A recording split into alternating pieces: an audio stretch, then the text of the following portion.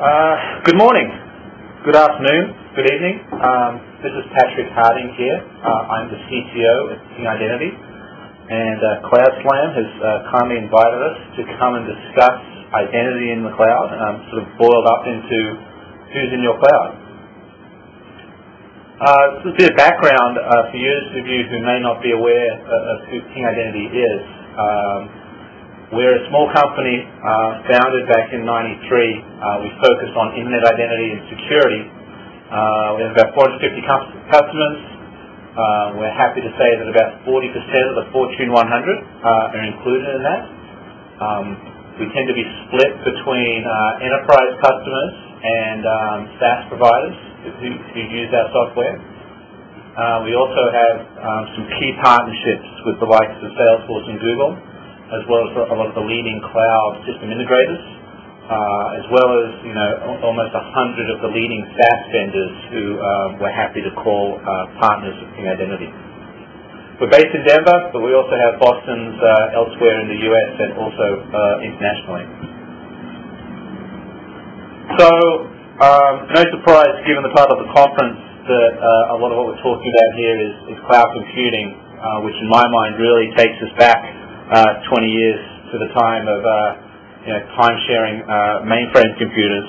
I actually asked one of our customers at our customer advisory board a few weeks ago, sampling about 15 customers, what their definition of a cloud application was, and they actually considered it to be inclusive of what we know as SaaS applications and platform as a service, infrastructure as a service applications, but as well as more traditional ASP applications, DPO, really anything that isn't hosted by that specific enterprise.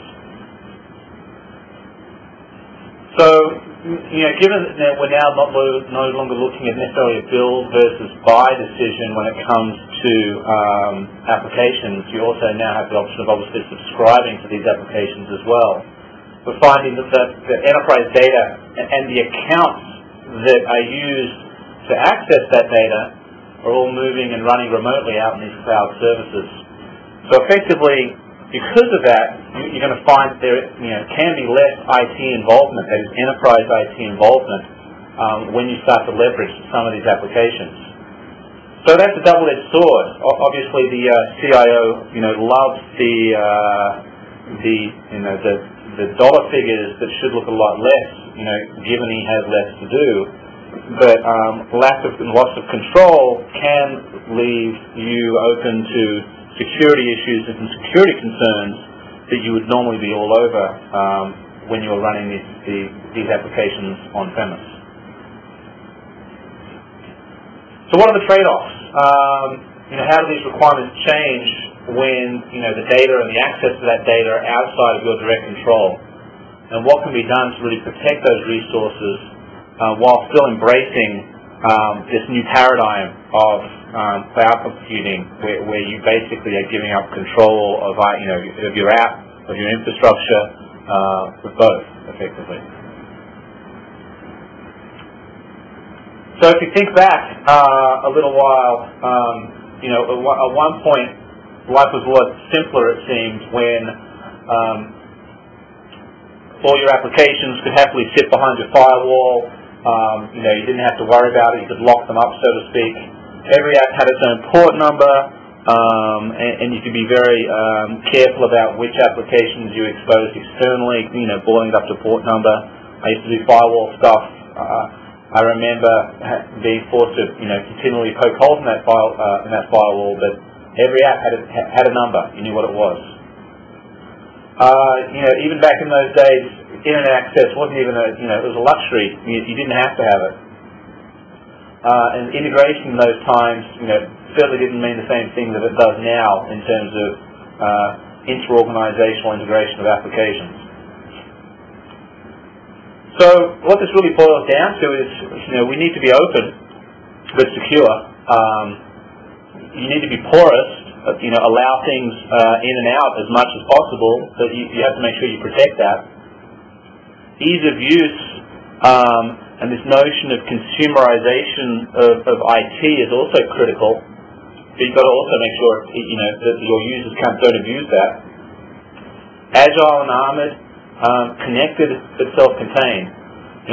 All of this boils up to the fact that, as far as I can tell, we're being asked to implement an oxymoron in terms of securing access and making sure these cloud applications are suitably protected.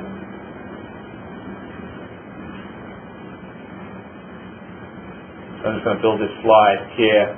So, no surprise, if you look back 30 years, pre-90s, back to the mainframe mini-computer days. In those days, you had those technologies.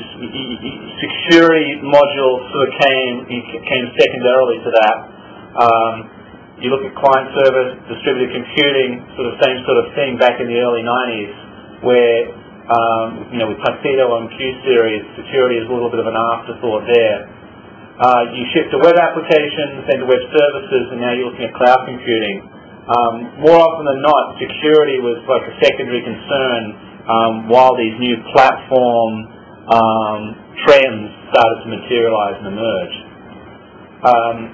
If you look back at the mainframe, it was things like top secret. As you went to client-server, distributed computing, we start to see things like Kerberos start to appear.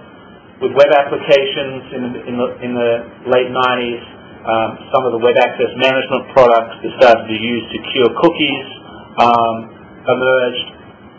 Web services and SOA, things like WS Security, WS Trust, SAML, things like that started to appear, and now we're at cloud computing, and